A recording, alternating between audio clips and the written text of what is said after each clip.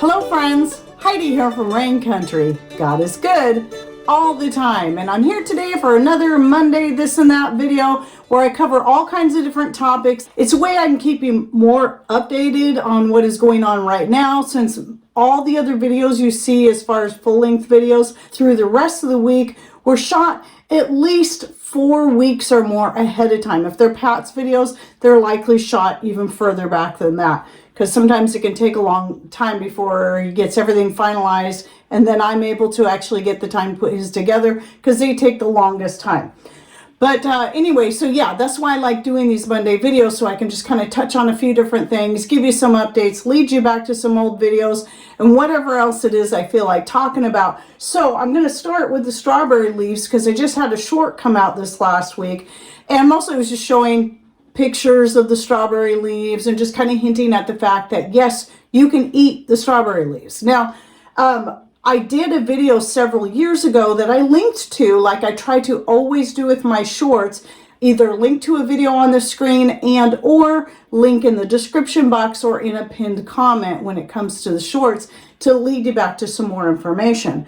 So that video, I talk about the health benefits of strawberry leaves. You can eat them raw, you can eat them cooked. Typically, I will dehydrate them and use them in things. Now, one of the things I wanted to give you an update on specifically, because I wouldn't have talked about it in that last video, was using strawberry leaves in tea. While yes, you can use them fresh or dried in making tea, what you should know right off the bat is it's not that they taste bad. They just, unlike other berry leaves that yes, blackberry, raspberry, more you can use in teas, they tend to take on a little bit of a berry flavor. They have a more mild flavor, where strawberry leaves have a pretty strong green flavor to them, if you know what I mean. And so it's really best if you combine them with something else for the sake of the flavor. If you want them just for the health benefits, you don't care about the flavor, or maybe you even like that real strong green flavor, then sure, make just a plain tea out of them. But I find it best to combine them with things like cinnamon, cloves, something with a strong flavor, or you can even add dehydrated or freeze-dried strawberries to it to get more of a berry flavor in there. But you can add them to any kind of dish. Now, what I typically do when I'm dehydrating strawberry leaves is that'd be something that would go in my mixed greens blend, because I'm not super crazy about the flavor. It's not something I'd want to add to salads. I mean, the younger you pick them, the better the flavor is. But I have all kinds of great things in my greens blend, and I'll link to the last video I did on this, but you can see it's got a little bit of color in it because now I've started adding my daylilies. I dry them up and add them in there too. And though I like the flavor of daylilies just as is, I'll eat them raw. But anyway, strawberry leaves, not really so much. So that goes in there with the nettle and the dandelion leaves. The strawberry leaves are very nutritious and have a lot of benefits. So I'll link down below to the video I did several years ago on the benefits of strawberry leaves. But I just wanted to give you that update. If you do try to use them for tea, you might want to mix something in with it. But I always suggest try something first by itself, then you can add things. So anyway, yeah, I just wanted to get that out there, because their strawberry leaves, if your strawberry leaves are growing right now, now is the time to start using them before it starts getting their flowers on. You're going to see that's usually the way it's going to be with most of your berries. Your raspberries and your blackberries as well, start picking those young leaves as they come in before it starts getting their flowers. It doesn't mean you can't use them after. It's just that more of the energy right now is going into the leaves, so they're going to have a lot more nutrients in them. So then the other thing I wanted to bring up is these. I did a video, I think over a year ago, on making these coasters, and I made myself a bunch more because I like using them for pictures. So I thought I'm gonna, even though not all these colors I decorate in, I tend to use a lot of green and red, but for the sake of photos, I do like having these on hand because I can add color to my photo. Where's my most recent one? Should be one more. Oh, here we go. Here's my most recent one. I used this in the picture I did of the dragon fruit vinegar that I took after I shot and edited that video from last week when I gave you the update on that. So anyway, if you're interested, you already crochet, link to that video down below. But You might have seen a few shorts come out recently where I took some older videos where I already have the whole instruction going on about how to crochet and how to get started. But I did go ahead and put a few shorts in, hoping to kind of draw people in who might be interested. And so I'll link to that full playlist down below, because just like with the shorts, the very first thing you gotta learn is the slip knot. Then from there you learn the chain stitch. Then from there you learn the single crochet stitch. And those were the 3 shorts that I made out of the first 2 videos that I have out so far. But if you go to the full length videos, obviously I'm going to have a lot more information in there to help you get started. So moving on from there, the unleavened bread, the matzah or the cracker bread, I wanted to share a little bit more about that, because after shooting last week's video, like the very next day, I made some more and tried something different, taking the 2 main ideas that I shared in that video, and made a cracker bread using the seed blend. So what I did was I put a short together showing that, and I'll put that short again right here.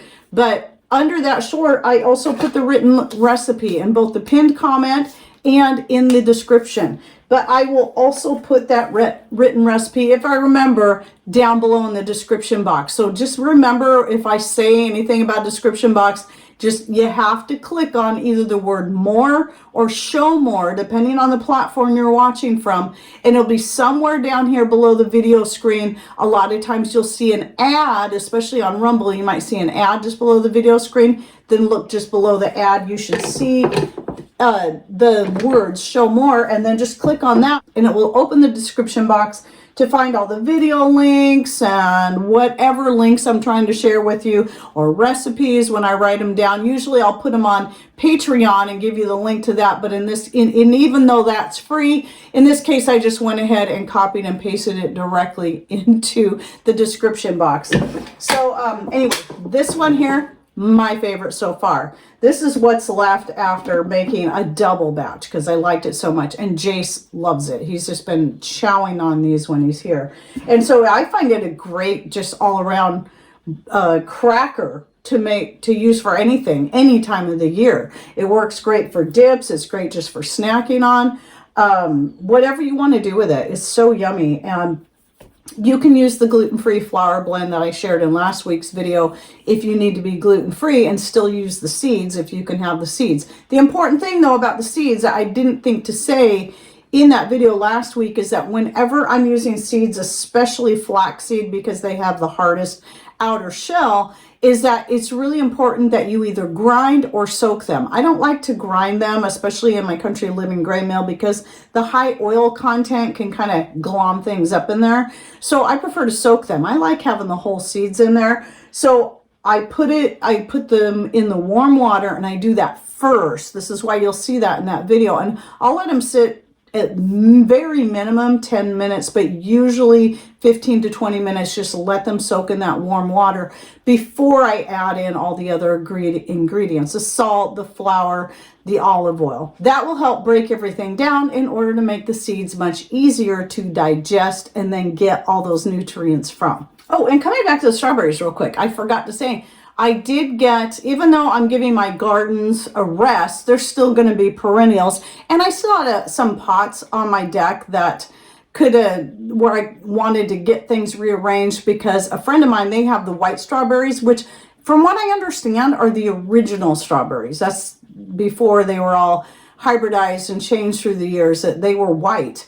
And I wanted to really give them a try because I heard the flavor is a little bit different. So they had some, and then their teenage son is making starts out of these strawberry plants and then selling them. So I bought some from them and planted them in pots out on my front deck. So I'm really excited to see what's going to happen with those and to give them a try. We'll see, maybe they'll grow better. Maybe I'll get more strawberries out of them than the standard red strawberries. We'll see. So I'll keep you updated on that. And so part of the reason I'm also sharing that is that even though I'm not putting in a garden, I have a lot of perennials. I would say maybe most of my garden is made up of perennials anyway, so I'm going to have a lot of stuff coming in. I mean, I won't have my beans, I won't have my tomatoes, not unless something just happens to come up, though kind of doubt it since the chickens are in all these areas and always digging stuff up.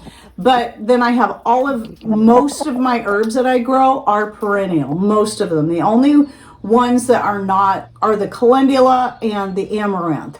So I'm not planting those this year, but I've got lots of berries, grapes, apple trees, I have cherry trees, plum trees, I even have a quince tree, but I'm kind of having second thoughts on that. I might dig that. I might have Patrick dig that up and then put in a couple of pear trees, like a standard pear and then an Asian pear, because we have room for one more tree. And if we dig up the quince, as far as here on this property, we've always got the other property we can put plenty of fruit trees on if we want to.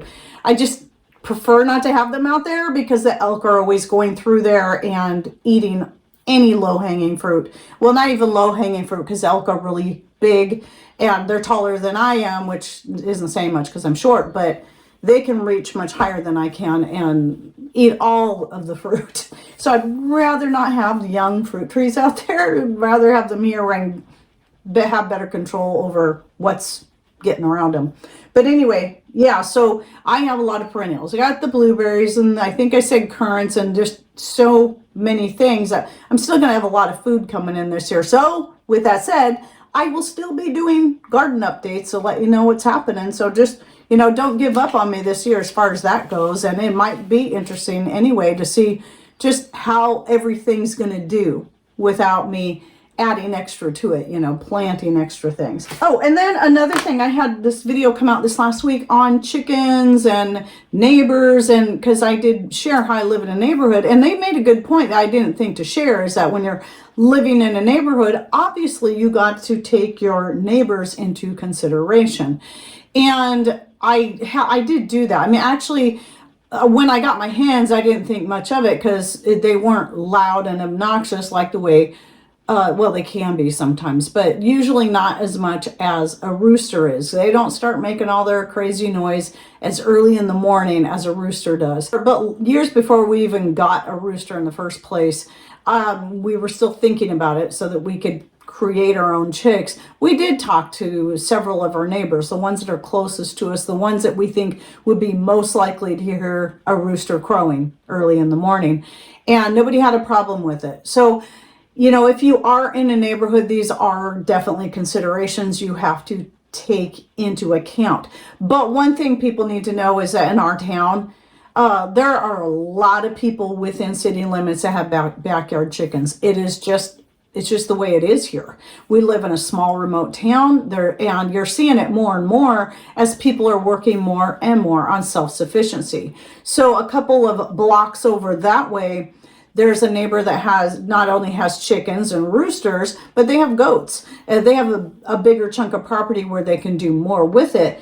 But that's just down over there. And then down on the opposite side, on this block over here, there are more people with chickens and roosters. So it is pretty common, and that's just this area of town. There's areas on other parts of town that have chickens, and so it's just kind of a given here. There's no laws or whatever against that, at least not yet. And the neighbor behind us, he might not have chickens now, but he used to have chickens. In fact, long before we got chickens, he had chickens. And then my neighbor across the street this way, she said the rooster's loud, but she loves them because she just loves birds, and she loves watching my chickens when they're out in the front yard section. So I do have a fenced section. I don't let my chickens run loose. There are a lot of people around here that just let chickens run everywhere, out in the road, wherever they want. No, I don't do that. There's dogs, the chickens get hit by cars. No, I'm very protective of my chickens. And then the last thing I wanted to say is that even though I thought things were getting better as far as my algorithms with YouTube, I thought it looked like YouTube was starting to push my content out to more people again. Nope, I've kind of gone back down again. And the weird thing is right now I'm in the time of the year that I should be seeing the most amount of views on my channel. It's just not happening. YouTube has really throttled me back, along with quite a number of other channels. Not all of them. I see other channels very, very similar to mine that have a third of the amount of subscribers I do, but they're getting tons of views every day. Now for them, it's because they talk about current events And while I'll hint at that, and slightly, that is not the focus of my channel, and I will not go that way. I don't mind mentioning it now and then if it fits into what we're doing and why we're doing it, but that's not going to be the focus of my channel. It never was meant to be. In the whole almost 8 years now that I've been doing this, that was never going to be the focus of my channel. So right now, that's all. I think part of the issue isn't just like some people think, oh, they're just trying to silence you, because, well, then why aren't they doing it to these people that have far less subscribers but are talking very openly about this stuff every single day? Well, I think it's really all about what you guys want. If there's a lot of YouTube viewers that are just really wanting the big, scary, what's going on in the world stuff, then that's what's going to be promoted more and more. And if you're one that prefers a channel like mine, you're kind of in the minority when it comes to that. So that's why you're not seeing my channel get promoted as much as it used to. Now, back in 2020 through 2023, it was this type of content was the big thing, because everybody was like, oh, I need to learn how to do stuff. But now we've kind of got past that, and everybody just wants to learn what's going on in the world. So I think that's a big part of it. But I do still find it strange that YouTube keeps unsubscribing loyal followers every single day. I find it strange that YouTube has also been deleting long comments of loyal subscribers that always tend to have really good things to say, and just randomly deletes their comments. They spend all this time putting the comment in, they hit, they hit comment, and then the whole thing just disappears. I've had it happen to me as well, even on my own channel.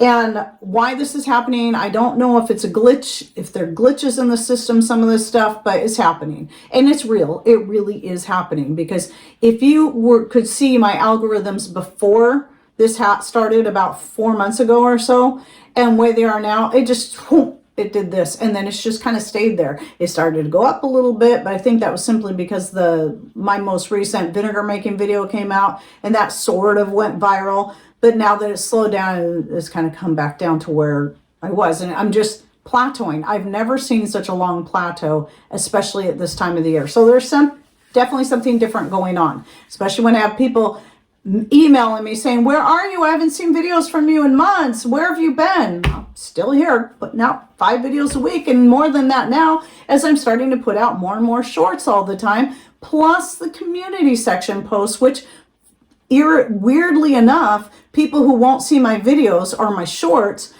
they'll see my community posts.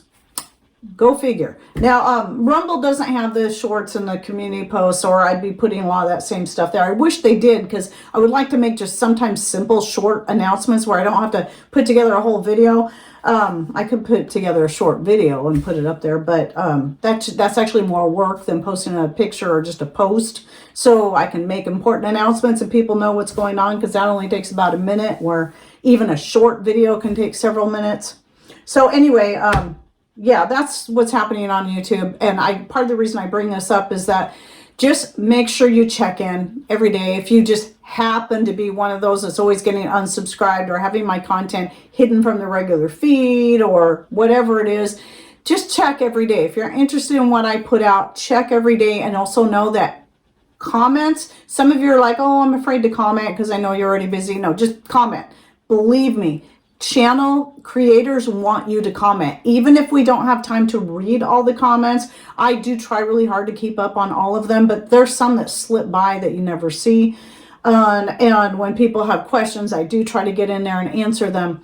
But comments are great, because even if a lot of people have realized this, and if they don't have time to say anything, they'll just put a little heart or a couple of faces or whatever it is, smiley faces or something, just to get help with the algorithms, because that does make a difference in helping a channel get out there, and as do the likes and even the dislikes. So anyway, I just wanted to get that out there. So just, if you're wanting to help channels, kind of, especially those that are for some reason have had some kind of governor put on them so they can't grow any faster than this or get any more views than that, they're just staying right down here even at the prime time of the year, just know there are ways that you can help that cost no money. Just watch the videos, let them play, give us a like, leave a comment, even if it's just a hi or a heart or a smiley face.